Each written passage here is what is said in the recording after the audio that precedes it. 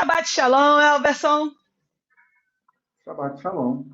Maravilha, Baruch Hashem. Tudo bem com você? Tudo bem, graças ao Eterno. Maravilha. Bom, hoje é o dia 1º de Adar, nós fizemos aqui a nossa oração, abençoando esse mês e agradecendo ao Eterno por esse mês, e teremos, Bezrat Hashem, 29 dias plenos de milagres, a cada dia pelo menos uns 50 milagres, pelo menos uns 50 aí, para a gente poder dar um suspiro, né, Elberson? Pelo menos 50.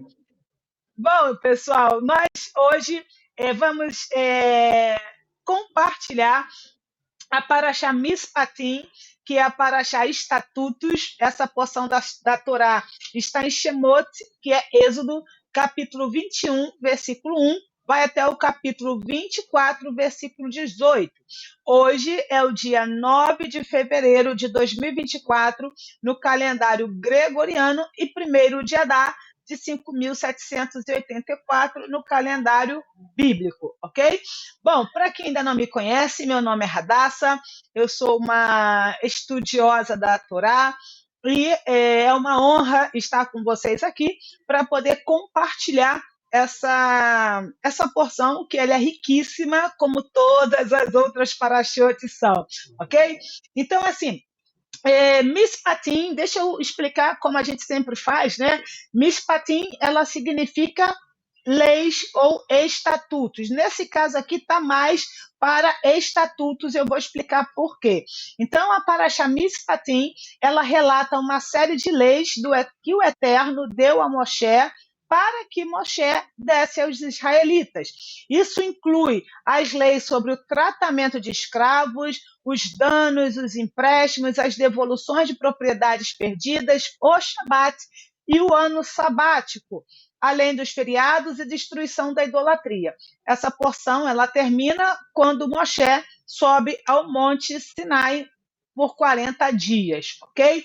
Então, o primeiro passuco, eu não vou ler ele todo, porque, na verdade, desculpa, eu não vou ler toda a aliá, né? Como a gente faz, a gente geralmente lê a primeira aliá, mas como aqui, literalmente, cada passuque, cada versículo, ele contém uma um mispat, né? Um estatuto, uma lei, então eu não vou ler toda a aliá, e até para a gente ganhar tempo mesmo, tá bom? Diz assim o primeiro passuque, Shemot 21, Êxodo 21, versículo 1.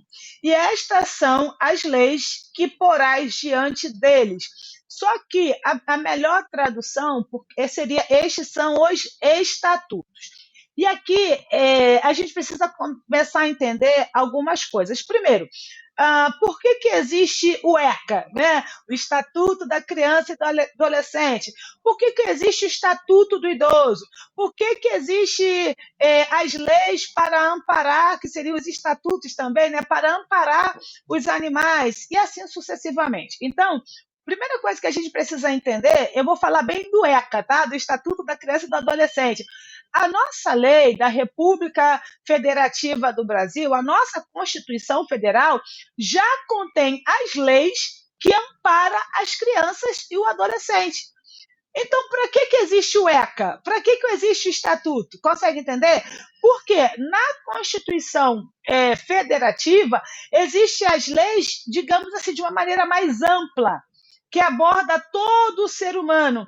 Porém, quando a gente fala de estatuto, fala daquelas, digamos, classes minoritárias, entende? Vai tratar daqueles, aspas, mais indefesos. E também, quando a gente fala de estatutos, a gente está pensando em quê?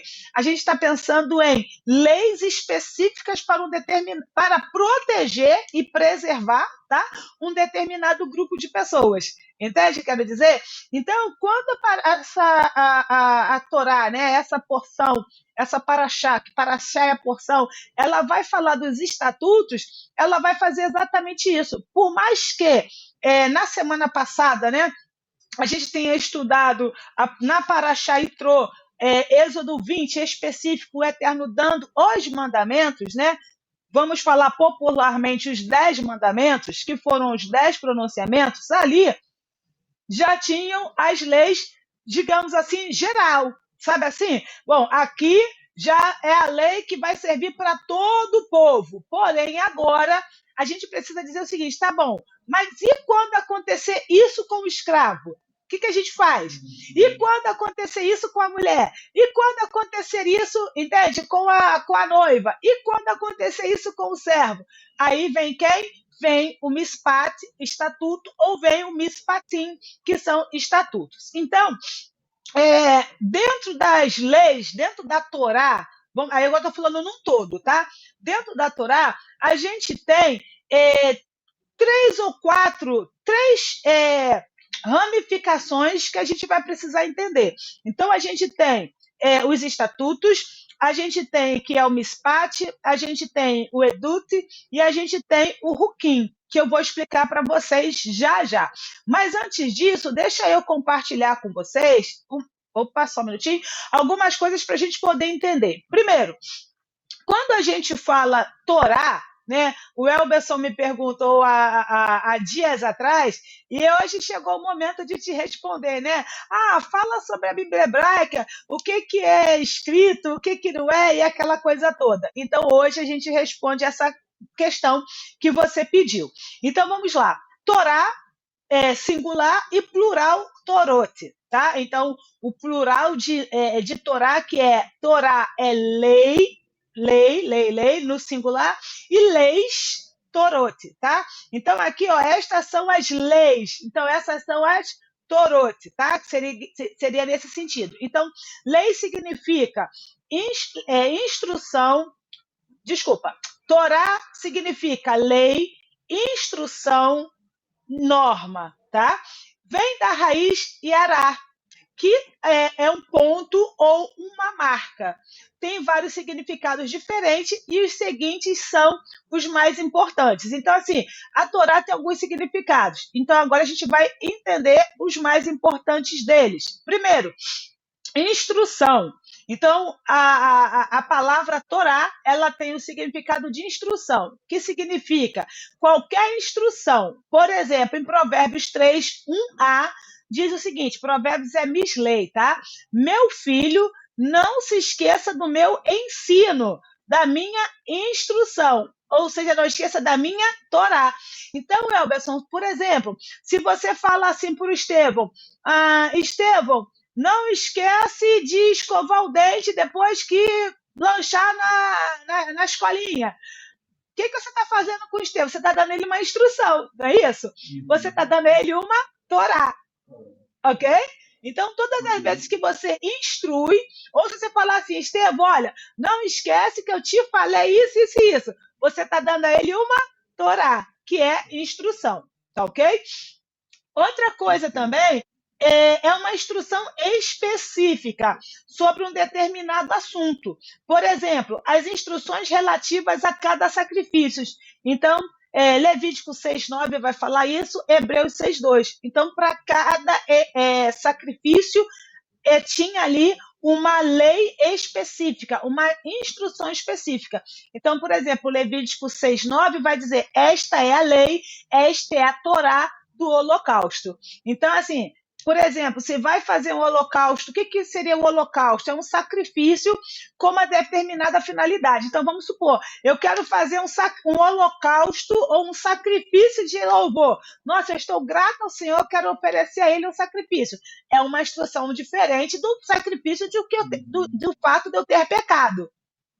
Ok? Então, nossa, eu viajei, voltei em paz, eu quero oferecer ao Eterno um sacrifício. Hoje a gente falaria o quê? Vou oferecer ao Eterno uma oferta. E a gente estaria pensando em quê? Por exemplo, em dinheiro. Lá naquela época não seria o dinheiro, seria o quê? Poderia ser também dinheiro, tá? Mas vamos pensar em oferta num todo, tá? Num holocausto. Então, tem um holocausto específico para oferta porque viajou e voltou bem, tem outro porque fez um bom negócio, tem outro porque o filho nasceu com saúde, entende? Tem outro porque vai fazer, sei lá, os 8 dias de nascido, entende? Então, para cada sacrifício tem uma Torá, que é uma lei específica, tá? Bom, e tem a instrução geral. tá? A instrução geral é dada a Israel, que é a Torá de Moshe. Os 5, deixa eu só pegar um negócio aqui. Os 5 primeiros livros de Moshe, ou seja, o que a gente vai chamar popularmente aqui no Ocidente de Pentateuco, qual seria o nome correto? Seria Humash, que são 5 livros, tá? Ou o correto também seria a Torá, mais especificamente, tá? O que acontece? Aqui, Elberson, às vezes, Elberson em todo mundo, uma certa confusão. Eu vou explicar agora, esse é o momento de explicar. Quando a gente fala Torá, a gente está pensando no quê? Especificamente nos 5 primeiros livros da Bíblia. Está correto. Porém, de Gênesis, tá? De Gênesis a Malaquias é a Torá. Por quê? Porque a gente tem nelas as instruções específicas, a gente tem as instruções que são os ensinamentos para aquele grupo, a gente vai ver os estatutos e assim sucessivamente, tá? Então, todas as leis, todas as instruções que o Eterno dá é chamado Torá. Porém, não pode, em hipótese alguma, uma instrução dada, por exemplo, lá em Isaías, contradizer os 5 primeiros livros da Bíblia. Ok? Porque qual é a base? A base é os 5 primeiros livros. Quando Isaías vai falar alguma coisa, ou, por exemplo, quando Isaías vai puxar a orelha do povo, vai puxar a orelha do povo para quê? Para se voltar para os 5 primeiros livros. É sempre assim. É quase que um disco arranhado, tá? Os mais antigos vão entender o que significa disco arranhado, sabe? O que os profetas faziam? Mandavam o povo se voltar sempre para a Torá. Então, se a Valdilene, aí eu vou falar igual o Paulo falou, se eu ou até mesmo um anjo vier e falar qualquer coisa contrário à Torá, não siga. Claro que Paulo não falou contra a Torá, eu sei, Paulo falou, se vier qualquer um, ou mesmo um anjo, pregando um evangelho que não seja o que eu prego, seja considerado anátema. Mas qual era o evangelho que Paulo pregava? Torá. Ok? Então, beleza. Bom, seria assim, existe a lei, então o estatuto seria para estabelecer assim, regras e normas dentro dessa lei? Sim, para os menos favorecidos, digamos assim, mas eu vou explicar ainda direitinho o que é estatuto, tá? Mas seria para os menos favorecidos, tá? Por exemplo, a Bíblia diz assim, a gente leu lá, né? Não roubar. Ok. Uma coisa é roubar. Vocês vão entender, por favor. Uma coisa é roubar 10 reais de um milionário. Outra coisa é roubar 10 reais daquela velhinha que era tudo que ela tinha. É claro que roubo é roubo. A Bíblia legisla sobre roubo. Não importa a quem a gente está roubando, mas a escala de proporcionalidade é diferente. Tá bom? A Bíblia diz para não falar com essas letras, né? Mas a gente subentende que, olha só, não bata em alguém. Poxa, uma coisa é eu dar um tapa no Elberson, né? Que é um marmanjão, no sentido mais pleno da palavra. Outra coisa é dar um tapa com a mesma força no Estevão. Entende? Que é uma criança de 5 anos, tá? Então, o estatuto vem para quê? Para proteger o Estevão. E não, nesse caso desse tapa, pensando em você no marmanjão, não é para proteger você, não cabe para você. Tá? Mas eu vou explicar, tá bom? Então, a instrução geral é isso, que é esses 5 livros e tudo mais. Outra coisa também, há uma expressão muito legal que é este livro da lei.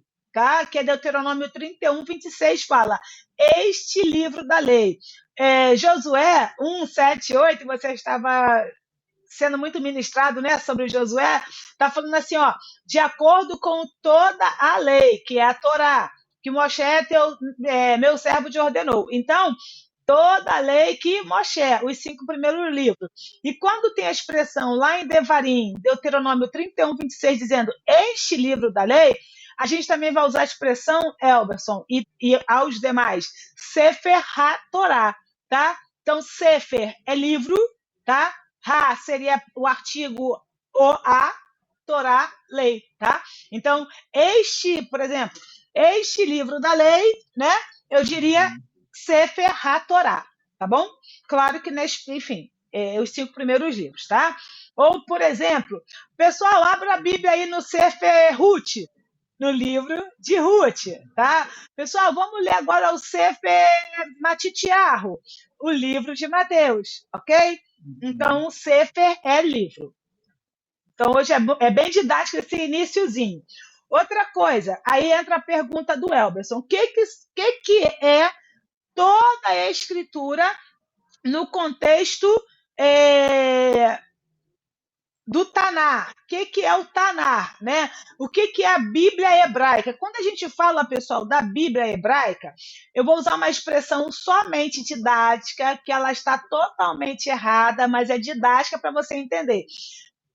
Quando a gente fala da Bíblia hebraica, o brasileiro, ou brasileiro não é verdade, o ocidental vai entender o quê? A Bíblia, o Antigo Testamento.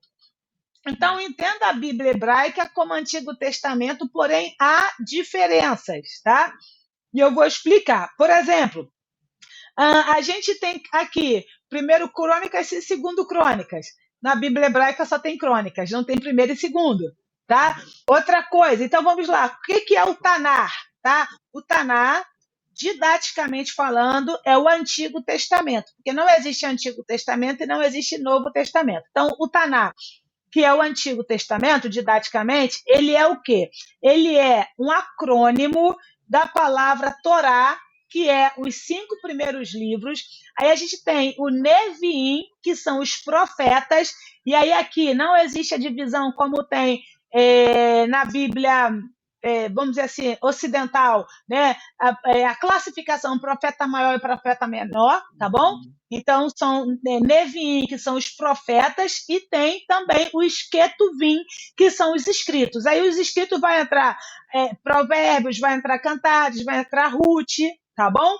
Então, Josué vai estar em escritos, e assim sucessivamente. Então, o Tanar, que é um acrônimo, ele é o quê? Torá, Neviim, que é profetas, e Ketuvim, que são os escritos, tá? Então, assim, agora. Oi, desculpa. O Tanar, no caso, ele vai até Malaquias? Gênesis a Malaquias ou Bereshit a Malachi, tá? Agora, quando a gente olha para Brit Hadashah, tá? Que é o quê?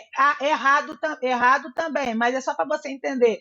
Quando a gente fala do Novo Testamento, eles vão estar na qualidade de escritos, tá ok?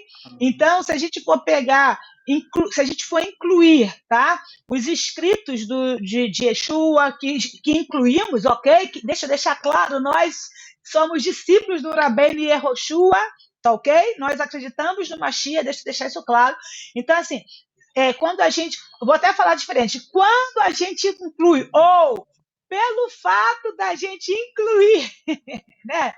Pelo fato da gente incluir e acreditarmos no nosso Rabbeinu Mashiach, então o Novo Testamento, a Brit Hadashah, está inclusa aonde? Está inclusa nessa categoria de escritos, tá? Vamos lá. Quais são, só para bem pesado agora, quais são os livros mais importantes da Bíblia? Tipo assim, gente, olha, só precisa ter esses livros aqui. O resto, se fosse o caso, a gente poderia esquecer todos os demais. Quais seriam esses livros? Dá um pause aí no vídeo e anota a sua resposta, tá? Não vale colar, não. Então, Elberson, quais seriam os 5 livros mais importantes? Por exemplo, Isaías não é o livro mais importante. Tá ok? Já estou dizendo. Então, se a gente tirar Isaías, tudo bem. A Bíblia não vai perder a sua qualidade. Daniel, que é um livro importantíssimo. Se Daniel não existisse, tudo bem. A Bíblia não perderia a sua importância. E todos são extremamente importantes, pessoal. Estou falando didaticamente. Então, quais são os livros, e eu vou falar no português para ficar claro, quais são os livros mais importantes da Bíblia? Gênesis, Êxodo, Números, não, Gênesis, Êxodo, Levítico, Números e Deuteronômio. Por quê? Porque essa é a Torá do Eterno. Os demais livros, se eles não existissem, eles não fariam diferença. Por quê? Porque todos os demais livros estão falando especificamente do quê? Estão falando da Torá e trazendo o povo para a Torá. Estou dizendo que Isaías não é importante? Não, em hipótese alguma. Estou dizendo que Daniel não é importante? Não, em hipótese alguma. Estou dizendo que os escritos de Yeshua e dos seus Talmidim não são importantes? Não, em hipótese alguma. Eu só estou dizendo que nenhum desses livros substitui a Torá. Por quê? Porque eles falaram apenas da Torá. O que Yeshua, né? O que Yehoshua veio fazer? Ele veio nos ensinar a viver a Torá. O que todos os demais profetas fizeram? Nos ensinar a viver a Torá. Ok? Pergunta, Elberson. E assim, os 5 primeiros, eles trazem os outros livros só. Só ele está ruim, Elberson, eu não estou conseguindo te ouvir direito.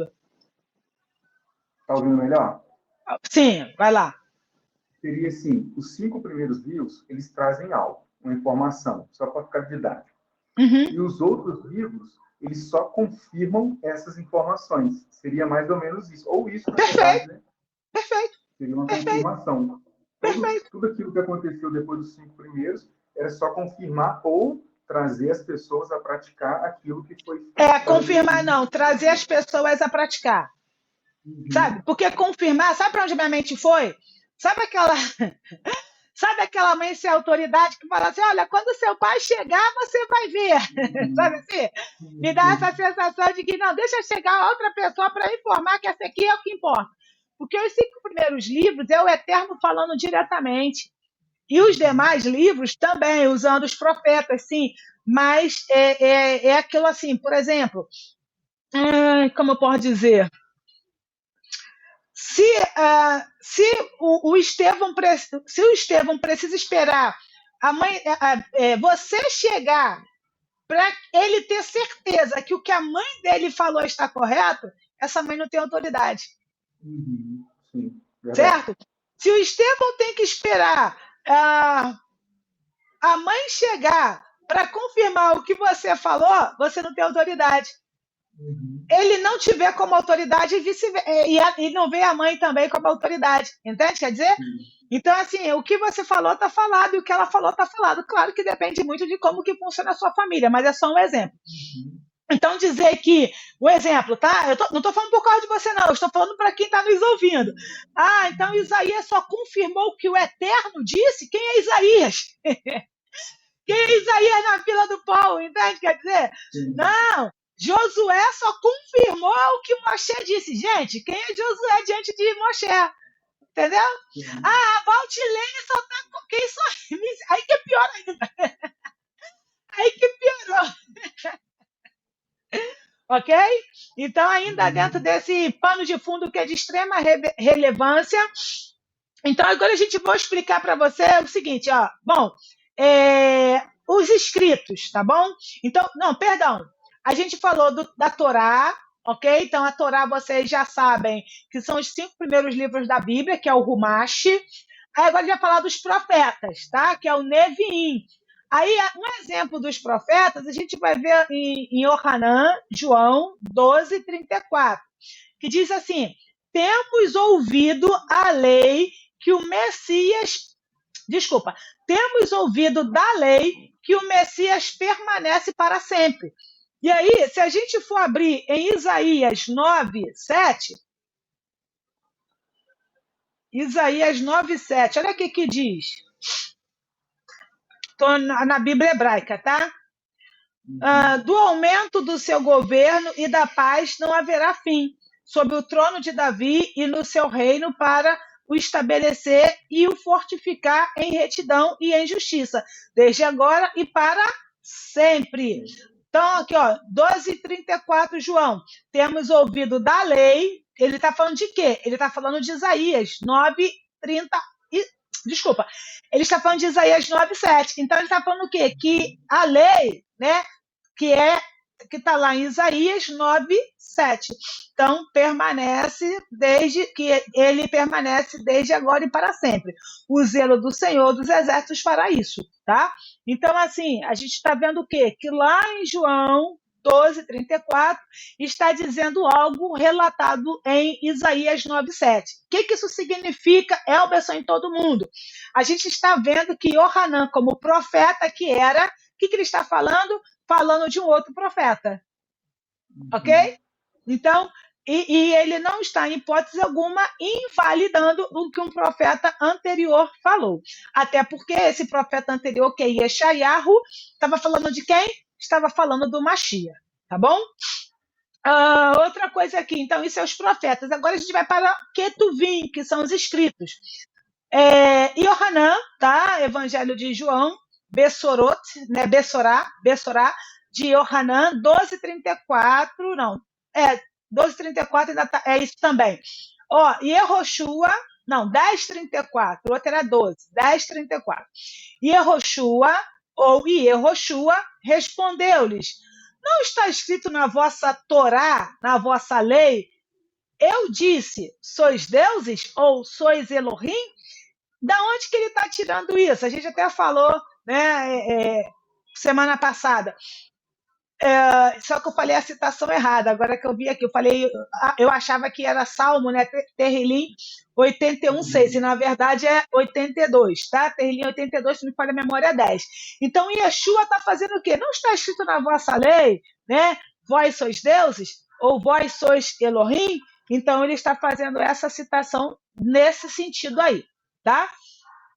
Bom, dúvidas até aqui, Elberson? Não, tranquilo. Tá. Então, eu vou pedir só para você desligar aí o som, microfone, quando você falar, você volta. Por favor. Obrigada. Então, agora a gente vai entender uma coisa que a gente fala o tempo todo também. Mitzvah, mitzvot, mitzvah, mitzvah, mitzvah. Precisa até descarranhado, né? Então, o que é mitzvah? Mitzvah é mandamento, mitzvot, que é o plural de mitzvah, que é comandos, tá? Então, a palavra mitzvah ou mitzvot, elas são os mandamentos, tá ok? Mas também são comandos, que é um termo geral que abrange todos os tipos de mandamentos. Então, mitzvah no singular ou mitzvot no plural significa comandos, que é um termo geral que abrange todos os tipos de mandamento e vem da raiz savar, tá? Que significa comando, ordem, designar. Então, quando, por exemplo, a Radassa fala para o Elberson, vai comprar pão para mim. Eu estou dando a ele uma mitzvah, que eu estou dando para ele um comando, eu estou dando a ele uma ordem, ok? Então, isso é uma mitzvah. Aí eu falo assim, Elberson, lava a roupa, depois faz arroz. Eu estou dando para o Elberson 2 mitzvot, tá certo? Então, é isso. Outra coisa, agora a gente vai entrar aqui, que é o título da nossa paraxá, Mishpatim. O singular é Mishpat, que é o quê? Decreto, norma, hábito, processo de sentença, justiça, modo ou estatutos, como a gente falou. A palavra vem da raiz safat, que significa julgar, executar julgamento, governar. A forma substantiva da palavra sofet, que significa um juiz, tá? Então, o que a gente está vendo agora é normas, decretos, hábitos que nos... como eu posso explicar? Que nos auxiliará nos nossos julgamentos. E a gente vai ver uma coisa muito interessante mais à frente, que Shlomo usa um texto que está aqui nessa Shlomo é Salomão. Ele usa, vou só dar aqui a referência para vocês entenderem, quando ele está diante, uma mãe diz, olha, esse filho, ela diz que esse filho é meu, que é dela, não, aquele que é meu, e ele pega uma espada, ele usa um item daqui desta paraxá para tomar a decisão. Então, o que os magistrados fazem, né? Eles vão lá na lei, eles vão nos estatutos para saber como proceder. Então, foi isso que Shlomo, que é Salomão fez. Então, agora a gente tem um outro tipo de Torá, né? De classificação aqui. A gente tem o roque. Roque ou plural, ruquim. Aí eu vou explicar também, fica relax. O que é um roque ou um ruquim? Roque no singular, ruquim no plural. Fronteira, atribuição, parte, obrigação, mandato. Esta palavra vem da raiz hakak, que significa gravar, decidir, comandar. Esta palavra também possui uma forma feminina, que é rukat, plural de rukot. E aí, vamos lá? Então, a gente vai ver mais à frente o que é um ruquim, tá? Ou um roque. Um roque, só resumindo, um roque é um tipo de mandamento que o Eterno nos deu, que assim, ele não é sem pé nem cabeça. Eu não consigo pensar numa expressão melhor. O Eterno pediu para a gente fazer uma coisa sem pé, sem cabeça, mas tipo assim, cara, não faz o menor sentido isso. Sabe assim, um exemplo qualquer? Pula de paraquedas que vai chover. Pô, o que tem a ver pular de paraquedas com chuva? Sabe assim? Isso é um rock. E é interessante, porque esse é um dos mandamentos que, aspas, a gente é mais provado. Não é assim rock, não é rock de roqueiro, não. Foi até bom você colocar, tá, Elberson? Pessoal, no hebraico, o CH tem som de R, tá? Então, rock, deixa eu pegar aqui, bem que depois eu posso te dar esse estudo, tá, Elberson? Essa é a vantagem de quem participa com a gente, mas só depois que eu concluir, é óbvio, não vou te dar esse mole, não. Essa é a vantagem de quem estuda com a gente aqui presencial. Presencial não deixa de ser presencial. Então, depois eu compartilho as minhas anotações para vocês darem sequência aos estudos. Então, assim, se você quiser participar com a gente, na descrição tem o link para participar aqui online, que é toda sexta-feira às 20 horas. É claro que você está vendo depois da data, porque esse estudo em si ele vai entrar numa fila da lista de conteúdo a ser publicado, então talvez ele vai entrar aí no ar possivelmente quase que 15 dias depois, tá bom? Então, se você quiser participar exatamente no dia da Paraxá, toda sexta-feira, às 20 horas, nós estamos aqui. É possível que haja mudança de horários, mas aí, para ficar antenado com a nossa agenda, também na descrição vai estar o link do nosso grupo no WhatsApp, que é gratuito. Então, será uma honra ter você conosco, tá bom? Então, como eu estava dizendo, CH no hebraico tem aquele som de R de carro, sabe? Então, rock não é nem o rock balboa, né? Não é o rock estilo musical e também não é o rock balboa. Bom, voltando, pessoal. Então, rock é isso, tá? É aquele mandamento que o Eterno fala assim, eu quero ver se você realmente confia em mim. Eu estou te falando para fazer e não vou te dar nenhum motivo aparente para tal. Então, isso é o rock. E temos o edut. Edut, edá, o edut é singular, perdão, edat é singular, edot ou edut, que é plural, que é prova, testemunha. Então, agora, eu vou explicar, vou dar exemplos agora de todos esses para vocês entenderem e fazer a conexão de todos eles para vocês. Então, a conexão entre essas palavras podem ser explicadas da seguinte forma: a Torá é a lei dada como instrução geral, tá? Que foi dada do céu por meio de Moshe. Foi dada do céu porque foi dada do Eterno e Moshe transmitiu. Por que foi dada por meio de Moshe? Porque o povo falou 3 vezes. Olha, fala você conosco, Moshe, mas não fale o Senhor. Por quê? Porque eles estavam com medo das vozes, dos trovões e dos barulhos que estavam tendo quando o Eterno estava falando com eles ali. Então, essa é a Torá. Então, as mitzvot, tá? São 613 mandamentos. Então, toda a Torá ela é composta de 613 mandamentos. Mas como a gente sempre fala aqui, eu até perguntei para o Elberson semana passada, falei, Elberson, você é mulher? Ele falou assim, não. Então, se ele não é mulher, vou chutar qualquer número, já não precisa cumprir 10 mandamentos. Então, de 613 cai para 603. Elberson, você é militar? Não, então vamos supor que para militar só tem 3 mandamentos, tudo para me facilitar. Então, 600 mandamentos, só que Elberson tem que cumprir. Elberson é sacerdote? Não, então tem menos 100, e assim sucessivamente. No frigir dos ovos, o Elberson talvez só tenha lá, sei lá, 10 mandamentos para cumprir. Entende? Quer dizer, mais 613 é toda a Torá. E o que os nossos sábios dizem? Esse é tão lindo. Se o Elberson, como homem, que eu digo, tá? Só tem 3 mandamentos, só tem 10 mandamentos para cumprir, gente, isso aqui é só exemplo aleatório, é só didático, tá? Não estou dizendo que é isso, não. O Elberson só tem 10 mandamentos para cumprir. Se o Elberson cumpre os 10 mandamentos direitinho, os nossos sábios dizem que o Elberson cumpriu os 613 mandamentos. Entende? Porque aquele que você, já que você só tem 10 para cumprir, a Valdilene só tem 50 para cumprir, ou a Maria só tem 20 para cumprir. Se a gente consegue cumprir aquilo que nos cabe, essa expressão legal, sabe? Se a gente consegue cumprir aquilo que nos cabe, então a gente cumpriu toda a Torá. Isso é lindo demais.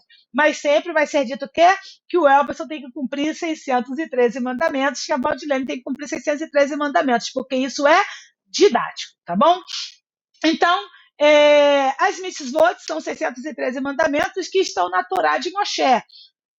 A Torá é de Moshe porque foi Moshe que deu a Torá, porque foi Moshe que teve a sabedoria para criar os 613 mandamentos?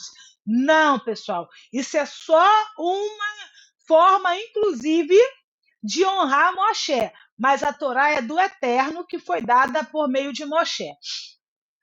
Existem 3 tipos de mandamentos entre os 613. Já vou deixar você falar, Elberson. Pode falar antes que você esqueça. Mas esses 613, eles foram dados junto com esses 10, geralmente a gente conhece mais, são os 10 mandamentos, foi dado depois? Excelente pergunta. Excelente. Olha só, como que... Eu sempre confundo quem matou quem. Caim matou Abel, né? Então, Caim estava com inveja e matou Abel. Como que Abel sabia qual era...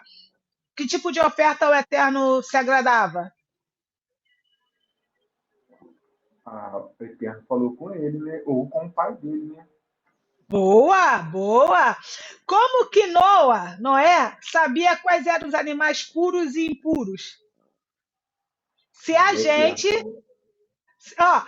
você está corretíssimo, perfeito. Mas eu vou fingir que você não me respondeu e responde de novo, tá? Como que Noé sabe quais são os animais puros e impuros? Porque está claro isso lá, que o Eterno mandou ele separar o casal de puros e impuros. Se essa especificação só aparece em Levítico 11. Verdade. O Eterno falou com ele. E o que a gente está lendo em Levítico 11, por exemplo, falando dos animais puros e impuros, quem foi que falou? Também foi ele. Ou seja, a Torá, os nossos sábios dizem que 7 coisas foram criadas antes do mundo. Uma delas foi a Torá. Nossos sábios dizem, na Torá não está escrito honrar pai e mãe? O que os nossos sábios dizem? Os nossos sábios dizem o seguinte, que o Eterno criou na Torá honrar pai e mãe. Isso é só uma brincadeira, o que eu vou fazer agora, tá, pessoal? Caramba, o Eterno falando, caramba, eu coloquei aqui que tem que honrar pai e mãe. O que eu vou fazer agora? Já sei! Eu vou fazer 2 pessoas terem filhos, que aí vai ter pai e mãe e vai poder honrar esse mandamento, entendeu? O que os nossos sábios dizem? Que nós viemos para esse mundo com uma única finalidade, cumprir mandamento. O que o Eterno fazia na virada do dia com Adão? Com Adão? Ensinava a Torá para ele.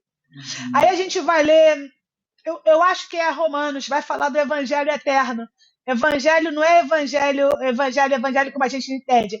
Evangelho é Bessorá, sabe? É as boas novas. Que boa nova era essa? Que o Mashiach viria. E o Mashiach, igual eu falei para você, né, em off, como a gente fala, Mashiach, ele existe antes da fundação do mundo, por quê? Porque o Mashiach, o conceito Mashiach, ele é criado antes da fundação do mundo, tanto quanto a Torá. Então, 7 coisas foram criadas, que eu não vou lembrar agora, mas vocês podem pesquisar. 7 coisas criadas antes dos céus e da terra. Judaísmo, tem que colocar assim, senão você não vai conseguir achar referência. E vocês vão ver que a Torá é uma delas. Consegue entender? Então, o que o Eterno fazia com Adão era ensinar ele a Torá. Por isso que ele ensinou para o filho, como você mesmo falou agora sabiamente, e ele sabia o tipo de holocausto. Oferta é holocausto, o que eu falei lá, o tipo de oferta específica para cada situação, e ali é uma oferta de primícias, né? Que ele colhe o melhor da terra, e a gente tem também essa expressão não, a gente tem essa oferta na Torá. Consegue entender? Então, assim, a Torá, o que o Eterno fez em Shemot 20? O Eterno só colocou no papel aquilo que já estava, de certa forma, no coração do povo. E como nós falamos semana passada, antes da Torá, o Eterno fazia, antes da Torá ser escrita especificamente, o Eterno fazia muitos milagres. Depois que a Torá foi escrita e o povo entendeu o que era a Torá, o Eterno não precisava mais fazer milagres, porque os milagres iam acontecer na vida deles através da Torá, e não através dessa manifestação sobrenatural, como a abertura do mar dos juncos. Por isso que, quando eu e você queremos alguma coisa, o que nós precisamos é colocar nossa vida no altar. E o que é colocar a vida no altar? Não é, aspas, é sim você orar mais. Por quê? Porque quando você ora mais, você fica mais sensível à voz do Criador. Você fica mais sensível, não é a voz porque assim te diz o Senhor, mas é mais sensível à sua palavra. E aí você começa a entender aquilo que Ele quer. Qual é o segredo para a maldição sair da nossa vida? Qual é o segredo para a quebra de maldição? Cumprir Torá e Mitzvot. Tá? Então, algo mais? Não, tranquilo. Pode continuar. Ok. Então, vamos lá. Existem 3 tipos de mandamentos, tá? Entre os 613, existe o Mispatim, que são os estatutos, que é o que a gente vai estudar entre hoje e amanhã. Existe o Hukim e existe o Edot, tá? Ou Edut. Então, o Mispatim são mandamentos sociais, os juízos que governam toda a vida social dentro da comunidade de Israel. Gravem isso, coloca pisca-pisca neon. Esses mandamentos é para a comunidade de Israel. Maravilha! A Valdilene acabou de falar que eu não sou de Israel, então não preciso cumprir. Comunidade não está falando de descendente. Porque o Eterno já falou para a gente, em Parachotes atrás, o estrangeiro que mora entre vocês, sabe? Então, assim, se você faz parte, porque você e eu fomos enxertados em Israel, então esse é o povo do Criador. E Israel, a gente sempre fala isso, não é quem nasceu lá na cidade de Jerusalém, no país Israel, tá? Até porque estamos na diáspora. Então, o que seria dos judeus de sangue, vamos colocar assim, né? Os judeus de sangue que nascem no Brasil não seriam mais Israel? Ok? E como a gente fala, num nível muito mais profundo, ser Israel é ser o quê? Israel é o quê? É nível de consciência. Então, à medida que a gente vai crescendo em Torá e Mitzvot, mais a gente vai se tornando Israel. Ok? Então, por exemplo, vou dar um exemplo aqui qualquer. Vou chutar e vou inventar. Está escrito aqui na Torá que eu devo dar bala juquinha para os meus irmãos. Não está dizendo, Elberson, que você tem que dar bala juquinha para os seus irmãos consanguíneos. Está dizendo que você tem que dar bala juquinha para quem cumpre Torá e Mitzvot. Esses são seus irmãos. Yeshua, calma aí. Tem uma pessoa ali te chamando, a tua mãe está ali te chamando. Se lembra desse texto? Yeshua, vem cá, ó. Sua mãe está ali te chamando. Aí ele dá uma parada, dá uma olhadinha assim. Eu penso que ele dá um sorrisinho de largo, assim, de cantinho de boca. Quem é minha mãe e meu pai? Quem é? Aquele que cumpre os mandamentos. Ok? Yeshua fala isso. Então eu tenho 50 irmãos de sangue, que eu digo, né? Biológicos. Se você só tem a Valdilene na sua vida que cumpre Torá e Mitzvot, eu sou a sua única irmã. Tá bom? Ah, entendi agora, Valdilene. Então eu devo desprezar meus irmãos biológicos? Não, pessoal. Não. Eu não disse isso. Ok? Eu não disse isso. Eu estou dizendo que esses mandamentos aqui, eles são para os nossos irmãos que vivem na comunidade de Israel e serão julgados segundo esta lei. Os nossos irmãos biológicos vão ser julgados segundo a Constituição da República Federativa do Brasil, tá? Tanto é que, se não me falha a memória, a Shaul vai falar assim, olha só, como é vergonhoso você estar levando seus irmãos aos tribunais humanos, né? Já que são vocês que vão julgar eles. Né? Então, a gente vê o tempo todo os nossos mestres, digamos assim, né? Cumprindo o Torá em várias situações. Então, voltei. Bom, Mitzpatim são esses mandamentos sociais. Hukim são aqueles mandamentos difíceis de entender, pois não tem explicação lógica. Um exemplo aqui é o seguinte,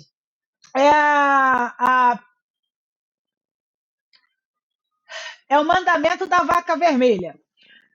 Eu falei para vocês há um tempo atrás que toda pessoa que trabalha no necrotério, biblicamente falando, está impura. Por quê? Porque ela toca no morto, né? Se eu tocar no morto também, se eu tiver que tocar no morto, eu vou estar impura. E não é pecado, tá? A impureza é uma coisa, pecado é outra. Tá bom? Da mesma forma que eu expliquei que quando a gente tem relações sexuais com o marido ou com a esposa, por causa da emissão de sêmen do marido, a esposa se torna impura, mas ela não está em pecado, né? E o marido também está impuro, mas aí vai no mikve, resolve, tá certo? Porque isso é impureza. É uma sujeirinha que fica na pele espiritual, na alma.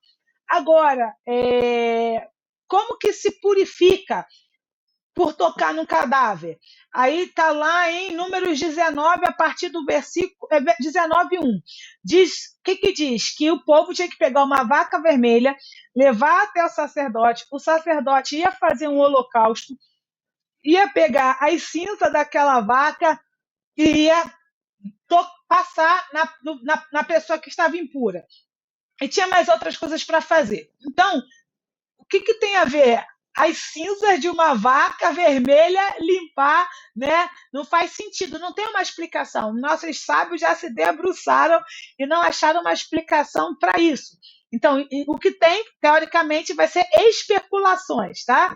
Então, isto é um roque. São mandamentos que o Eterno manda a gente fazer e a gente não consegue achar lógica. Aquilo que eu falei, sem pé e sem cabeça. E aí, hoje, por que a gente... Principalmente, né, como eu falei, quem trabalha em necrotério está impuro. Por quê? Porque essa pessoa não tem a vaca vermelha mais e também não tem mais o templo para poder fazer o holocausto. Consegue entender? Então, por isso está impura. Então essa pessoa não pode adorar o Senhor? Todos nós estamos impuros. Só para deixar claro, todos nós estamos em algum estado de tumá, que é chamado, tá, Elberson? E, pessoal, é chamado de tumá. Todos nós estamos em algum estado de impureza. Por quê?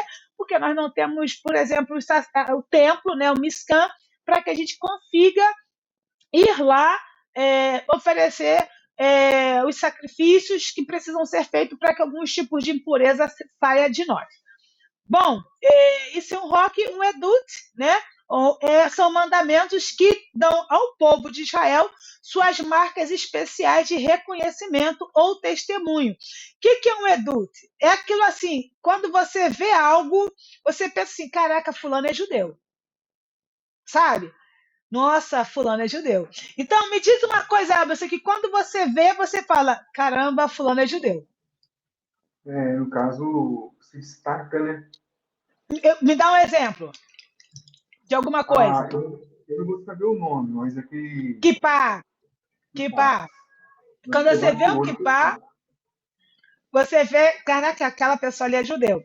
Por exemplo, eu não vou ter como mostrar para vocês, mas você já viu, Elberson, ou vocês já devem ter visto, nos umbrais da porta, do lado direito de quem entra, você vai ver uma caixinha a gente chama aquilo dali de mezuzá.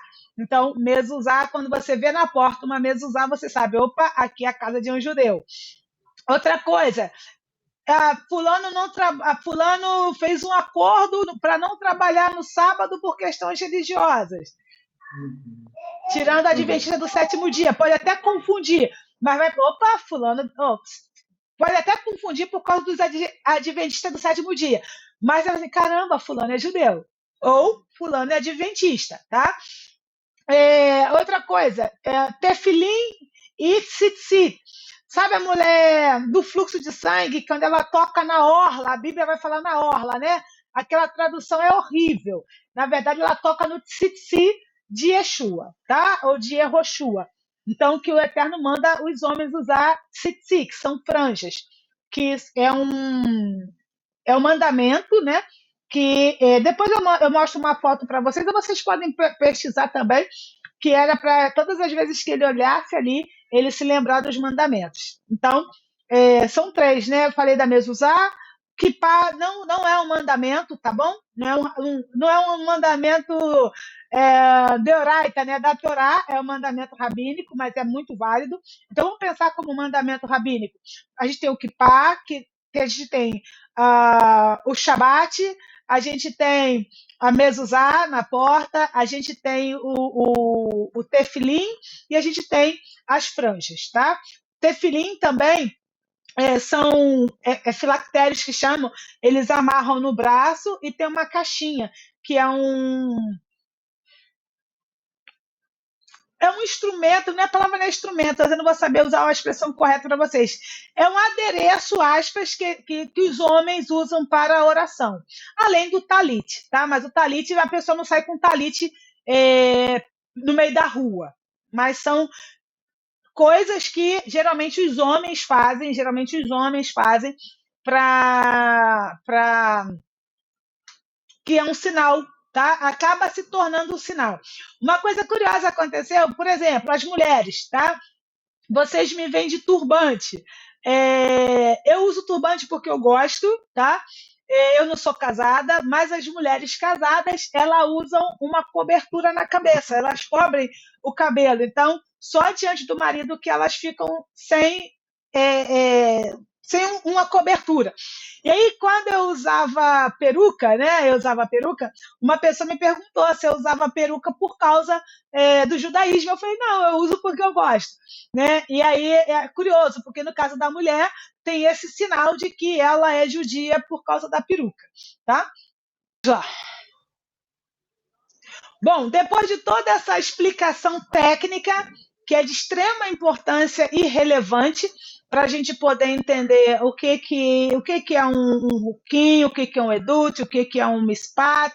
Então, agora a gente vai dar sequência aqui falando do mispatim e a gente vai ler basicamente, aspas, versículo por versículo. Então, deixa eu ler aqui Shemot 21:6.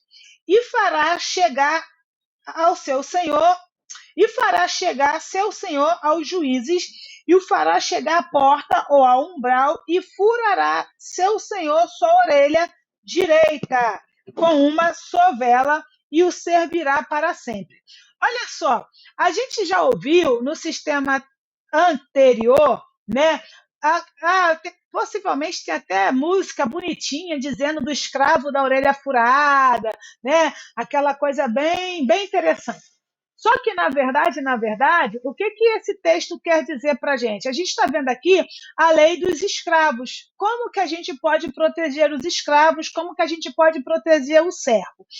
Bom, vamos por parte. Quando a Bíblia fala de escravo, quando a Bíblia fala de servo, em hipótese alguma, a gente pode ter em mente as senzalas africanas, as senzalas brasileiras, porque não é isso não, tá? Então, assim, a noção de escravos, biblicamente falando, a noção de servo, biblicamente falando, é totalmente diferente. Então, o que acontece? Primeira coisa que a gente precisa compreender, quando há uma diferença do escravo hebreu e do escravo das outras nações que eram pegos como despojos. E aqui a gente está falando de quem? Do escravo hebreu. E o escravo hebreu, ele era tido como escravo quando? Por exemplo, né, na grande maioria das vezes, quando ele estava com dívida e não conseguia pagar sua dívida. Então, o que ele fazia? Olha, ele me deve 100 mil reais, tá? Me deve 100 mil reais. Então, esses 100 mil reais, ele equivale a quanto tempo de trabalho? Equivale a 10 anos de trabalho. Ok, então ele vai trabalhar 6 anos e no 7º ano ele vai sair forro. Ou seja, primeira coisa, um escravo hebreu nunca trabalhava mais de 6 anos para aquela família, digamos assim. Não importa se a dívida era de 500 mil reais e tinha que trabalhar 70 mil anos. O máximo que trabalharia era 6 anos e no 7º sairia forro, que seria basicamente no ano sabático, e ainda tinha outros cálculos lá que talvez nem ia dar para trabalhar, se fosse o ano de Shemitah, se fosse. Ai, como é dado o nome? 50 anos, ano de jubileu. Então, às vezes, só ia trabalhar um ano, ou só ia trabalhar meses, entende? Então, tem vários cálculos para se ver isso. O X é, a grosso modo, ou o máximo dos máximos do máximos que trabalharia era 6 anos, ok? E aí, o que acontece? E aí, versículos anteriores vai falar sobre ele ter dado a filha para o seu senhor. Para o seu senhor não significa que realmente era para o seu senhor, mas poderia ser para o filho dele casar. Mas, enfim, se a filha quisesse continuar lá e tudo mais, a filha ficaria para ele.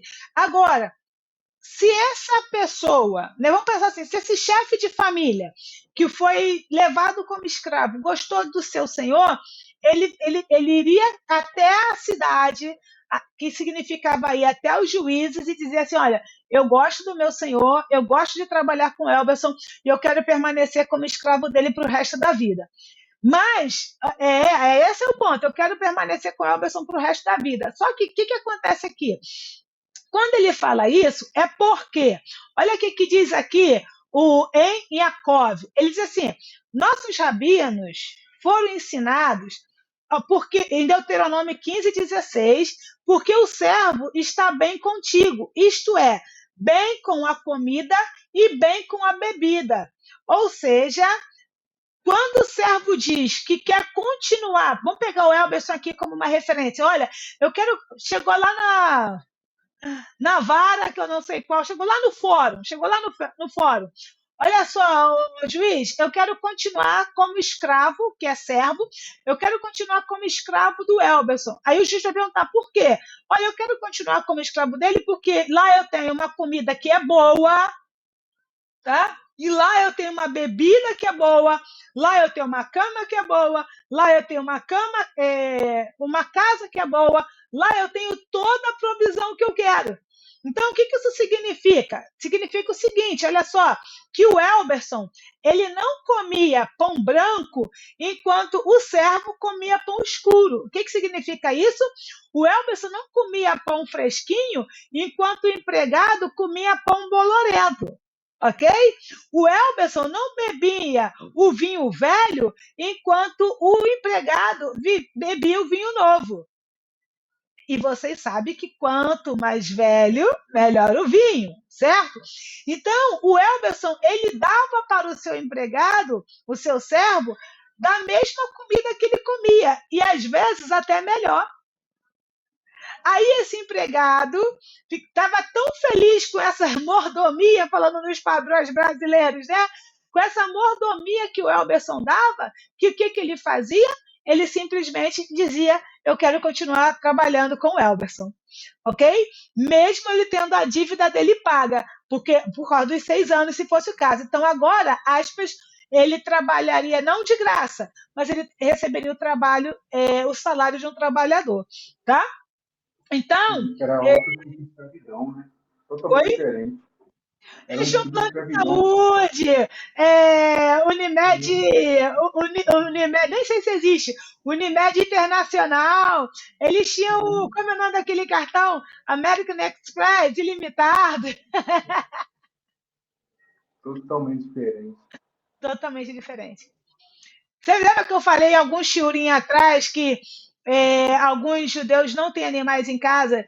Tem a questão do Pêssar, por causa da fermentação, né? A gente não tem fermento, não pode ter fermento, mas também por causa da responsabilidade. Eu não posso comer antes de dar comida para o meu bichinho, para o meu pet. Seja gato, seja cachorro, primeiro eu tenho que dar para eles. Então, assim, se eu gosto. Eu já falei aqui, né? Minha mãe já foi empregada doméstica. Desculpa. Minha mãe foi empregada doméstica a vida inteira. E assim, como era bom quando ela tinha salsicha para comer na casa das patroas. Consegue entender? Não, se a patroa come filé, minha mãe também estaria comendo o mesmo filé, no padrão bíblico. Porque o servo, de novo, o que a gente tem que entender? Estatuto, ele é feito para quem? Estatuto, ele é feito para quem é da comunidade de Israel. E se eu e o Elberson somos da comunidade de Israel, isso significa que nós somos irmãos. Mais do que irmãos, significa que nós fazemos parte do mesmo corpo. Então eu não posso te maltratar porque eu estou me maltratando. Sim. Esse senso de comunidade é muito forte no nosso meio. No nosso meio. Não é com eles, é no nosso meio. Sabe? Então, assim, a gente costuma dizer que, guardadas as devidas proporções, só existe pessoas necessitadas no nosso meio, ou só vai existir pessoas necessitadas no nosso meio se elas não comunicarem as suas dores. Não significa que a gente vai conseguir manter todo mundo, não é isso. Mas o que significa é que a gente faz o possível para acudir e socorrer todo mundo. Entende? Então, assim, em todas as casas judaicas, como a minha e a sua, tem uma caixinha de tzedakah, que é justamente para socorrer um pobre ou necessitado. Para vocês terem uma ideia, existe instituições especializadas em arrecadar contribuições para casamento. Existem instituições, como se fala, especializadas para fazer velórios, enterros, velórios, entre outras coisas. O nosso povo tem tudo, entende? E aí, dando sequência nisso daqui, isso significa que não comerás com branco, ok? Que não beberás o vinho, ok? Que não dormirás sobre a almofada, enquanto teu servo dormir sobre palha. A partir disso, observaram nossos rabinos, podemos inferir que quem compra um escravo hebreu é como se comprasse um senhor sobre si. Quem compra um escravo hebreu é como se comprasse um senhor sobre si. Ou seja, se eu tenho o Elberson como escravo, eu tenho que tratar o Elberson melhor do que eu me trato. O que significa que é melhor não ter o Elberson como escravo.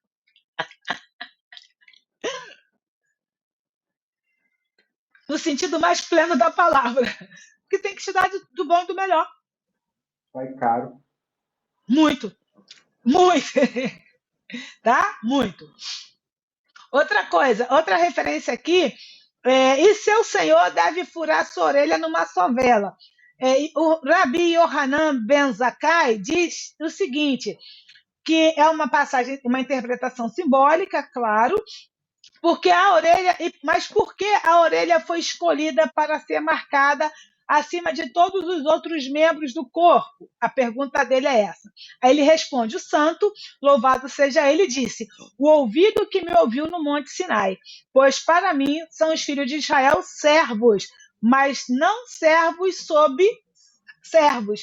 E este foi e comprou outro senhor sobre si. Ou seja, o Ben Zakkai, ele diz o seguinte: por que, que é a orelha que é furada e não é o pé, não é a mão, não é a língua, né? Quase que um piercing, não é a língua. Porque foi o ouvido que ouviu a Torá. Então, esse servo hebreu, de novo, gente, esse servo hebreu, para ter todas essas regalias, existe duas possibilidades. Primeiro, ou ele é um cumpridor de Torá, isso aqui é muito sério, ou segundo, eu, como o Elberson, como o senhor desse servo, vai cumprir a Torá, porque a Torá vai servir de julgamento para ele. Eu sou escrava do Elberson, mas eu não cumpro o Torá, mas eu tô lá no meio do povo, só fingindo que cumpro. Fui vendida como serva para o Elberson. E o Elberson percebe que eu não cumpro o Torá, por exemplo, mas ele vai continuar fazendo porque ele cumpre Torá. Aí o que, que vai acontecer? O cumprimento de Torá do Elberson vai me constranger a eu cumprir Torá ou será como um testemunho contra mim. Pergunta, Elberson. Não, falei que eu entendi essa parte. Eu me lembrei de um pastor que eu tive em missões e ele disse o seguinte: a gente prega ou para salvação ou para condenação. Por isso que eu falei que isso é sério, que eu lembrei disso agora. Quando eu cumpro o Torá, está servindo de salvação para o Elberson ou para a condenação do Elberson. Porque se ele começar a cumprir Torá, opa, serviu de salvação. Mas se ele parar de cumprir, a Torá fica ali, ó, martelando no ouvido dele, até que ele passe a cumprir. Isso é claro. Isso é claro, se o Eterno tiver um propósito na vida do Elberson, que eu estou usando o Elberson como uma referência para não falar de você, tá? De você que está me ouvindo agora. Uma outra expressão aqui outra coisa aqui que legal, olha só, o Rabino Shimon, ele vai dizer o seguinte: por que agora tem que ser sobre os umbrais da porta, né? Ele fala da porta. Até fiquei rindo quando eu vi da porta. Falei, de novo, porta, Eterno. Tá bom, me fala o que tem a ver a porta. Mas, por quê, pessoal? Deixa só uma piada interna, que o Eterno está falando comigo de porta, toda hora falando de porta. Eu preciso discernir de que porta que ele está falando. E por que da porta? Porque lá no Egito, lá em Mitzrayim, o Eterno pediu que o povo passasse sangue nos umbrais da porta, então ele sinalizou aquilo dali. Ou seja, não importa se eu e você somos escravos, não importa se eu e você somos servos, não importa se eu e você somos filhos, não importa se eu e você somos abastardos, não importa se eu e você somos paupérrimos, o que importa é que se somos cumpridores de Torá e Mitzvot, somos filhos do Eterno. E se somos filhos do Eterno, somos servos do Eterno. E se somos servos do Eterno, somos propriedades do Eterno e Ele cuidará de nós. Entende? Então, a orelha é porque a gente ouviu os mandamentos e os umbrais da porta é porque Ele nos marcou, né? Através do sangue lá nos umbrais. Outra coisa aqui que é muito importante falar nesse momento é Êxodo Shemot 21:10. Diz assim: se tomar outra além dela, sua manutenção, seu vestuário e o seu direito conjugal não diminuirá. Isto daqui também é aplicado quando um homem tinha várias esposas. Ele tinha que mantê-las igualmente. Quando a gente vê a questão da poligamia permitida na Torá naquele tempo, o que era dado para uma esposa era dado para outra. E tem um detalhe: quando alguém queria tomar uma segunda esposa, a primeira tinha que permitir. Se alguém queria tomar uma terceira esposa, a primeira e a segunda tinha que permitir. Se alguém tinha que tomar uma quarta esposa, a primeira, a segunda e a terceira tinha que permitir. Se alguém tinha que tomar a 1000ª esposa, a primeira, a segunda e a 999ª tinha que permitir. E tinha um detalhe: não podia, e todas elas, seja 2 esposas, sejam 1000 esposas, tinham que ter a mesma porção de comida, a mesma porção de vestimento e a mesma frequência sexual. O marido, esse homem, não poderia privilegiar uma em detrimento da outra. Eu gosto mais dessa, vou me deitar mais com essa. Não, não pode. Tinha que ser com todas iguais. E aí a gente vai falar de uma outra coisa aqui, mas eu vou ler o versículo 11, vou fazer junto. E se não lhes fizer estas 3 coisas, sairá de graça pela justiça e sem dar dinheiro. Então, olha só, pessoal, essa questão aqui de, se tomar outra mulher dessa, dará a sua manutenção. Olha só, isso daqui caracteriza um casamento, inclusive, tem uma coisa chamada ketubá. O que é ketubá?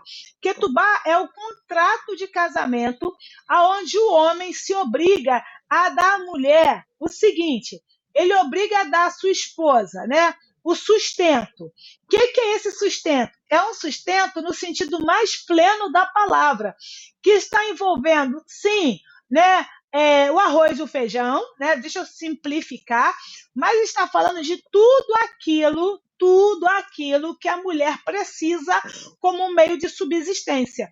Então, a mulher precisa como meio de subsistência dela um carro? Não. Sim, eu explico. Por que eu vou? O que acontece? Quando Paulo fala do jugo desigual, isso aqui a gente inclui também. É muito amplo o jugo desigual, tá? Olha, a Valdilene, aliás, o Elberson, aliás, qual é o nome dessa esposa mesmo, perdão? Liliane. Liliane, ia falar Lidiane. Liliane, não esqueço mais, eu tinha uma amiga chamada Liliane, quando eu era lá da Porta das Ovelhas. Lilica, a gente chamava ela de Lilica.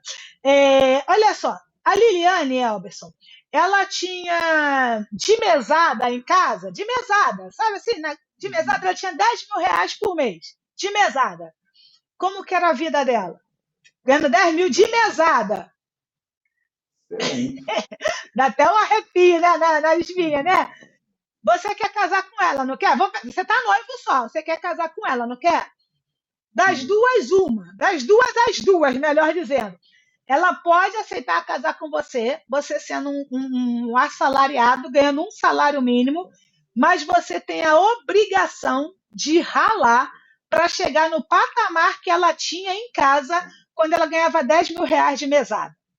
Por isso que eu estou dizendo que no caso da Liliane, possivelmente um carro, ela precisa disso para o sustento dela, porque ela não sabia andar de ônibus.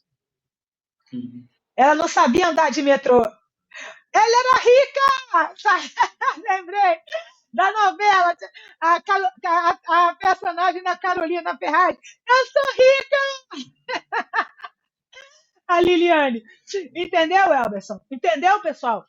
Você, marido, você, noivo, se você hoje não pode dar o mesmo padrão de vida que você dava para sua esposa, desculpa, se você hoje não pode dar o padrão de vida que a sua noiva tem, morando na casa dos pais, você precisa se comprometer a trabalhar 30 horas por dia para dar a ela o mesmo padrão de vida que ela tinha na casa dos pais. Isso é bíblico, isso vai na ketubá, que é o contrato de casamento. Então, tudo que ela precisa como meio de subsistência, o marido precisa dar. Por exemplo, a Liliane estava acostumada com, sei lá, Ford Ka. Primeiro carro que me vem à mente. Você não é obrigada a dar ela a Ferrari, mas você tem que dar ela o Ford Ka. E se o Ford Ka saiu de linha, não sei, não entendo de carro, qual foi o que se aproxima ali para cima, não para baixo? Tá? Não, Valdilene, o que se aproxima ali é um Peugeot, então tem que dar um Peugeot para ela. E não um Fiat 47. Ah, minha querida, tem 4 rodas e o volante, se vira. Não. É o mesmo padrão, tá? É o mesmo padrão. Então, e claro que sempre posteriormente melhorando, mas isso é dar o pão, a manutenção, tudo. Na casa da mãe dela, né, dos pais, ela estava acostumada a comer filé mignon, e você quer dar ovo para ela e que ela fique contente, sorridente? Ela não vai ficar. Ela vai ficar no primeiro ano de casamento, no segundo ano, mas depois a coisa vai ficar complicada. Ela é mimada, briga com seu sogro e não com ela. E briga contigo mesmo, né? Porque já sabia que esse era o padrão. E você que está me ouvindo, meu querido, já era para você agora, tá, homens? Deu ruim para você, como eu brinco, deu ruim. Agora você já ouviu essa palavra. Outra coisa, precisava dar para ela vestimenta. O que é a roupa? A roupa é o abrigo para o corpo. Assim, o homem tem que dar para a mulher, além da roupa que ela veste, precisa vestir. Ah, a Liliane estava acostumada com a Zinzane. Não vai levá-la na sitcom, não, meu bem. E, por favor, sitcom, não me processe, eu não tenho dinheiro para essa infâmia. Ok? Quando eu era criança, eu usava muito roupa da sitcom, mas agora eu já conheço a Zinzane, Baruch Hashem. Ok? Homens, se a sua esposa. E outra coisa, o inverso também é verdadeiro, tá? Mulheres, se você está acostumada com a sitcom, não vem se aproveitar desse estilo e falar: olha, a Radassa falou que você tem que me dar a roupa da Zinzane. Não, não falei isso, não. Se você está acostumada com a sitcom, vamos aumentando aos pouquinhos. Bem, não dá nem para falar mais da Hering, né? Que tá tão cara as coisas da Hering. Mas, enfim, vocês entenderam o que eu quis dizer. Então, Elberson, e homens, se a sua esposa está acostumada com a bolsa da Louis Vuitton, meu querido, não vai comprar no camelô falsificada para ela, porque não vai funcionar. Não, aliás, nem compra, tá bom? O X é o mesmo padrão, não dá para diminuir. E tem outro detalhe aqui. Quando a gente fala de moradia, desculpa, quando a gente fala de roupa, que está falando da vestimenta para o corpo, a gente está falando também que é responsabilidade do homem dar moradia para a mulher. Estou falando da casa própria, gente, é sempre o ideal. Eu odeio morar de aluguel, mas o aluguel já está bom. Mas se esforce para ter a sua casa própria. Eu não tenho. Sabe por que eu falo do aluguel? Eu vou explicar. Eu falo isso com. Nossa, me dá até dó. Eu conheci uma senhora. Nossa, que mulher maravilhosa. Já não está mais entre nós, que o Senhor a tenha. Dona Dilma. Nossa, foi uma das minhas investidoras em missões. Linda, Dona Dilma. Sabe aquela senhorinha linda? Era a Dona Dilma, mulher sábia pra caramba. Aí a Dona Dilma tinha um sonho, como toda mãe tem. Comprar uma casa com 500 casas no quintal e abrigar todos os filhos. Né? Assim, toda mãe quer isso. Dona Dilma conseguiu realizar o sonho dela. Comprou uma casa com 3 casas no fundo, né? E deu uma para cada filho, porque ela tinha 3 filhos. E numa dessas casas morava uma senhora idosa mesmo, já morava naquela casa, eu acho, quase 50 anos. E aí, o que acontece? A Dona Dilma pediu a casa. Por quê? Porque precisava abrigar a filha. Eu falo de aluguel, eu falo nesse sentido, não é nenhum demérito. Eu já morei de aluguel muito na minha vida, não é nenhum demérito nisso, não. Mas, assim, a gente fica muito vulnerável, é um dinheiro que não volta, sabe? Então, se esforcem. Existem várias formas de você comprar o seu imóvel, então se esforce. Então, o que eu quero dizer é, se hoje você só pode pagar o aluguel, pague o aluguel. Mas dê uma moradia para sua esposa, não se amontoe na casa dos seus sogros, porque não vai funcionar, tá bom? Então é responsabilidade do homem dar a casa para a mulher. E finalizando esse tópico, a gente tem aqui também não privá-la do ato conjugal. Gente, isso aqui é muito sério. Existem muitos casamentos se findando. Por quê? Porque o marido está privando a mulher do ato sexual, do ato conjugal. Eu não quero nem falar de infidelidade, eu nem vou chegar nesse mérito, nem vou falar disso. Eu vou falar de que você está muito cansado, porque você está trabalhando demais. Eu vou falar disso, tá? Não vou nem falar da infidelidade. Se você está sendo infiel, em tese, continue privando a sua esposa para você não torná-la impura, né? Porque você está impuro e você deveria ser santo. Mas, enfim, fora que eu espero, sinceramente, que se você estiver traindo a sua esposa, você, no mínimo, esteja usando preservativo, para você não levar uma doença para ela. Também tem isso. Eu espero, sinceramente, que você não esteja sendo tão inconsequente a esse ponto. Mas, voltando. Então, alguns homens estão privando as esposas do ato conjugal. E eu vou acreditar que é porque você realmente está cansado, está trabalhando muito. Paulo diz que nós só podemos privar ao outro, isso também serve para a mulher, né? De privar o marido e o marido privar a esposa do ato conjugal, se ambos concordarem e para se aplicarem a oração. Então, marido, você não pode, não é nem que você não pode, faz parte da sua obrigação satisfazer a sua esposa maritalmente. Então, responsabilidades do homem. Suprir a esposa no que diz respeito à alimentação e tudo que ela precisa para a subsistência.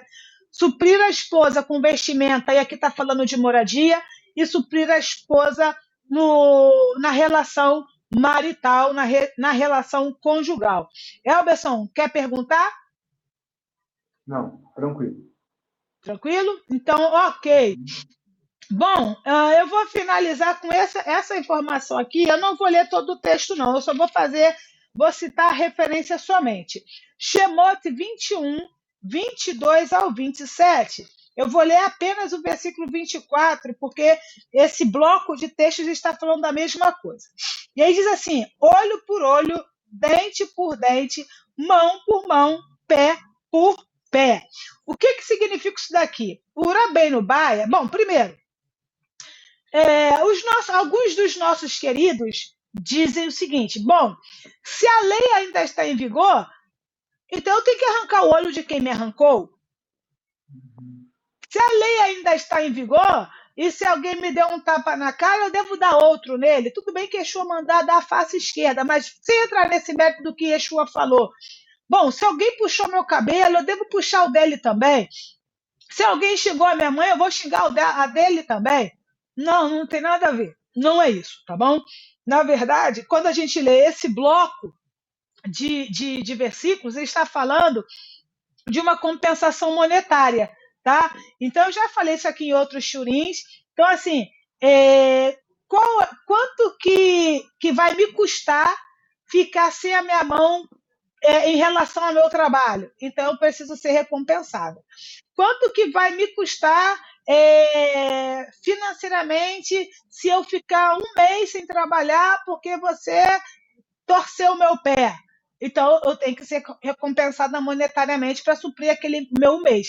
Então, olho por olho, dente por dente, mão por mão, pé por pé, fio de cabelo por fio de cabelo, está falando de compensação monetária.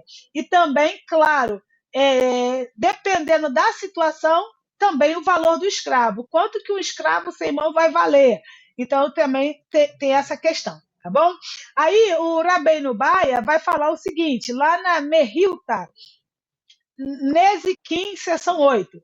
Entende estas palavras como valor de olho por olho, e não de que o culpado esteja sendo privado do seu próprio olho físico. A prova de que esta interpretação é correta, porque pode ser deduzida do versículo 19, onde a Torá havia legislado a compensação financeira por lesões causadas a um ser humano semelhante. Se infligíssemos a uma pessoa que tivesse atingido e causado danos a outra pessoa, um dano semelhante ao que havia infligido, o que restaria para que ela pagasse? Ele mesmo precisaria, então, de cuidados médicos e ele mesmo sofreria perda de renda enquanto estava deitado. Ou seja, por exemplo, se eu firo o olho do Elberson e o Elberson fere o meu olho, eu nem vou ter como pagar o Elberson, porque eu também vou estar tendo que pagar os meus custos. E como que o Elberson vai pagar a compensação para mim e eu vou pagar a compensação para o Elberson? Isso é uma bagunça que fica, entende? Então, não, na verdade é o seguinte, se eu firo o Elberson, alguém tem que ficar bem na história, eu digo integridade física, para quê? Para poder custear o outro, para que então aquele outro se recupere. Tá? Se o Elberson me fere e eu firo o Elberson, não há justiça, isso é vingança. É aquilo que eu falo, né? Infelizmente, o Rio de Janeiro está falido, alguns governantes que tivemos que roubaram o Estado foram presos, mas o que adiantou ir preso se o dinheiro não foi ressarcido? Não adianta ir, não adianta ir preso, precisa ter o ressarcimento. E na Torá, tudo que é feito é com ressarcimento. Tá ok? Bom, oi? Não, foi perfeito. Ok. Além disso, calma aí, deixa eu passar aqui um pouquinho. Além disto, um indivíduo fraco poderia não sobreviver tendo seu olho arrancado para que ele pagasse com sua vida por ter arruinado o olho de uma pessoa forte. Certamente isso não seria justiça. A única maneira de se chegar a uma semelhança de justiça nas situações descritas nesses versículos, é fazer uma compensação financeira pelos danos causados. Além disto, a Torá escreve em Vaikra, Levítico 24, 19 e 20, e se um homem infringir uma ferida em seu semelhante, como o fez, será feito a ele, fratura por fratura, olho por olho, dente por dente. Assim como terá infringido uma ferida em uma pessoa, assim será infringido a ele. É completamente impossível executar as instruções neste versículo, exceto aceitando a decisão dos nossos sábios de que se pretende uma compensação financeira. E aqui existe Opa, o que eu fiz aqui?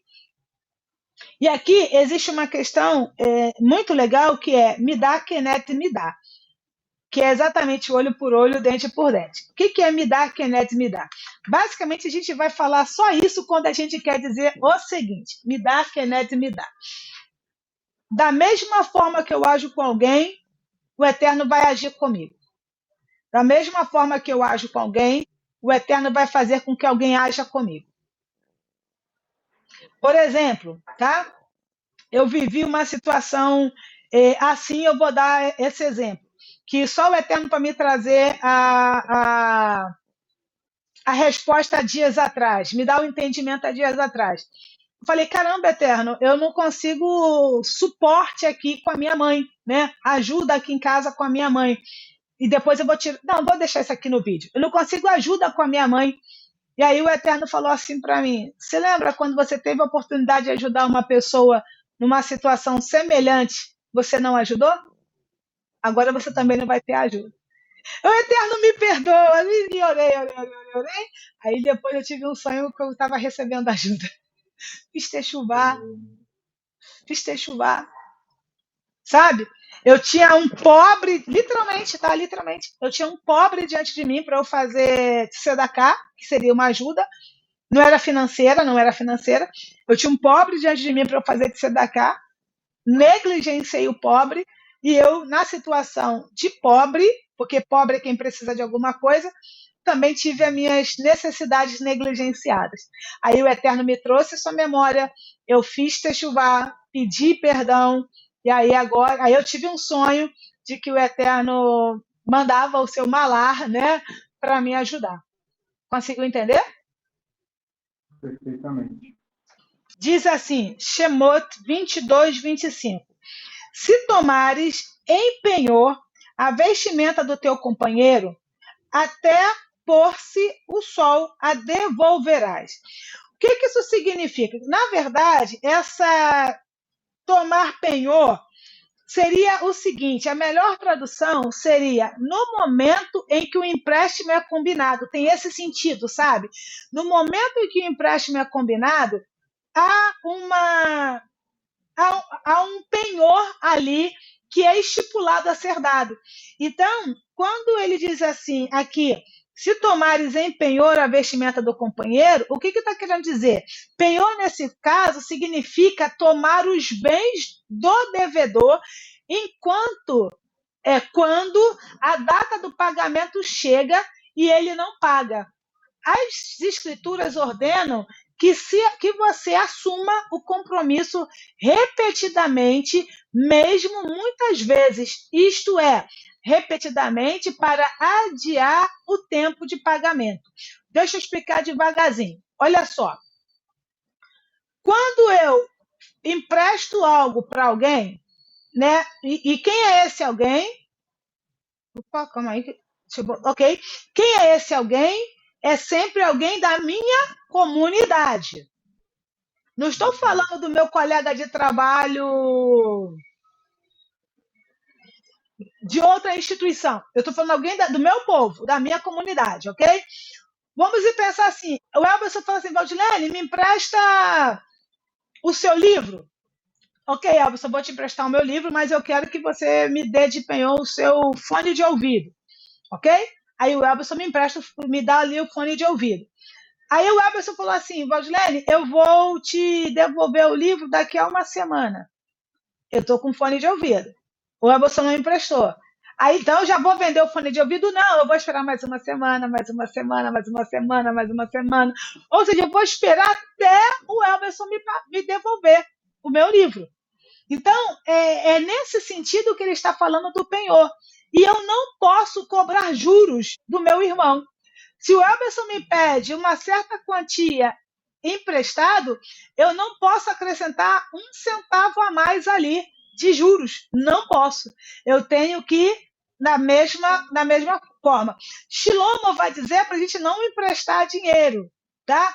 É uma das coisas sábias que ele manda a gente fazer. Agora, quando é que a gente pode emprestar dinheiro? É quando eu tenho dentro do meu planejamento a seguinte situação. Caramba, o Elberson me pediu R$ 1 emprestado e disse que vai me pagar daqui a 10 anos. E se o Elberson não me pagar, eu vou ter esse R$ 1 para cobrir? Ah, não, daqui a 10 anos? Ah, eu tenho aquele investimento ali na Bolsa de Valores, em 10 anos eu consigo sacar e eu tenho como repor esse R$ 1. Ah, toma aqui, Elberson, esse R$ 1. E não, daqui a 10 anos, não vou ter como mesmo, porque daqui a 10 anos eu vou estar colocando meus filhos na escola e eu vou precisar desse R$ 1. Então, Elberson, me desculpa, mas eu não tenho como te emprestar. Consegue entender? Porque eu só posso te emprestar esse R$ 1 se eu puder garantir que eu tenho como colocar no lugar, porque eu não posso ficar te cobrando, ficar em cima de você. É por isso que isso tem que ser com o nosso povo. Por quê? Porque o nosso povo está estudando a mesma coisa que você e sabe como aplicar e sabe as sanções que não vai ser passível de sofrer. Então, é isso que ele está dizendo, né? Que o Rabbeinu Baia, né, desculpa, que o Rashi está dizendo, Urashi está dizendo. Então, outra coisa também ele diz assim, que a gente assuma o compromisso, mesmo muitas vezes, isso é repetidamente e tudo mais. O santo, bendito seja ele, diz, por assim dizer, quanto me deves? Veja sua alma, sobe noite a noite para mim e presta conta de seus feitos, e assim se torna minha devedora, e deve ser guardada como penhor. E, no entanto, eu a devolvo a vocês todas as manhãs. Ou seja, Rashi está dizendo que todas as noites a nossa alma ela sobe diante do Criador para prestar contas. E é fato. Isso é fato, que a gente sempre está em débito com ele, mas mesmo assim, ele devolve a nossa alma porque a gente amanhece todo santo dia.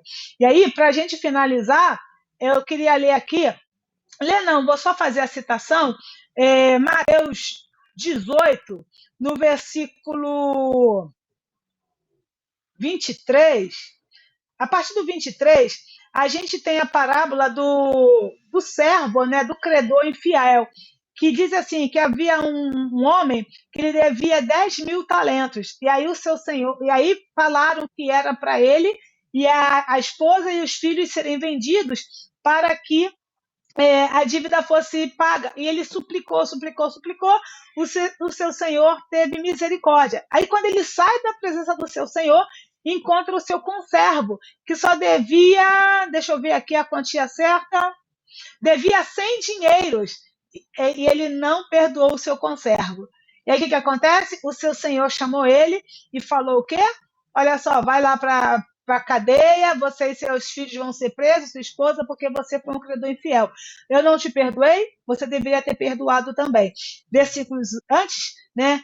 Kefa está perguntando para Yehoshua, a gente deve perdoar quantas vezes? Até 7? Porque ele já estava sendo generoso, até 7. Não, até 70 vezes 7. Então, da mesma forma que o Eterno nos perdoa incontáveis vezes, de igual forma, nós precisamos perdoar os nossos conservos, os nossos irmãos, dos seus pecados contra e das suas transgressões contra nós. Então, era isso, tá? Que eu tinha para compartilhar com vocês. Elberson, quer fazer alguma outra pergunta? Não, tranquilo. Baruch Hashem por isso. Então, pessoal, se você gostou desse vídeo, né, curta, compartilha, se inscreva no nosso canal e em breve nós teremos novidades aqui para vocês. E se gostou, claro, aí na descrição vai ter o link para você fazer parte do nosso grupo aqui, ou melhor, lá no WhatsApp. Elberson, Shabbat Shalom, e a todos um excelente dia. Shalom, shalom.